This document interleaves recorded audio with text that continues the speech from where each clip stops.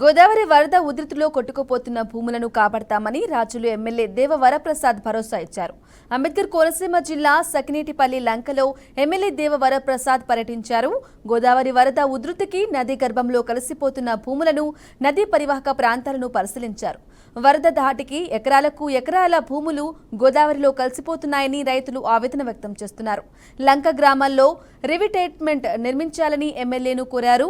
Revetment నిర్మించకపోతే త్వరలో భూములతో పాటు గ్రామాలు కూడా వరదలో కొట్టుకుపోతాయని వాపోతున్నారు. వరద ఉధృతిలో కొట్టుకుపోతున్న భూములను కాపాడి కోతకు గురి కాకుండా చర్యలు తీసుకోవాలని ఎమ్మెల్యేకు విన్నవించుకున్నారు. గోదావరి వరదల వల్ల ఈ సకినేటిపల్లి లంకలో, ముఖ్యంగా మేము సకినేటిపల్లి లంకలో ఉన్నాం. సుమారు రోడ్డు వరకు కూడా ఇక్కడున్న ఈ రివర్ బ్యాంకు కొట్టుకెళ్ళిపోయిన పరిస్థితి చూస్తూ ఉన్నాం. లేదంటే ఒక 30 మీటర్లు 40 మీటర్ల వరకు అది లోన్కి కట్ చేసుకుంటూ వచ్చేస్తుంది. 100 ఎకరాలు.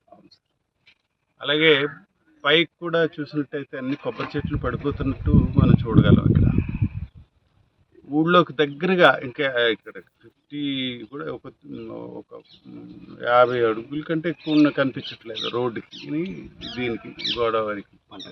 అంతవరకు కట్ చేసుకుంటూ వచ్చేస్తుంది ప్రతి సంవత్సరం. దీనికి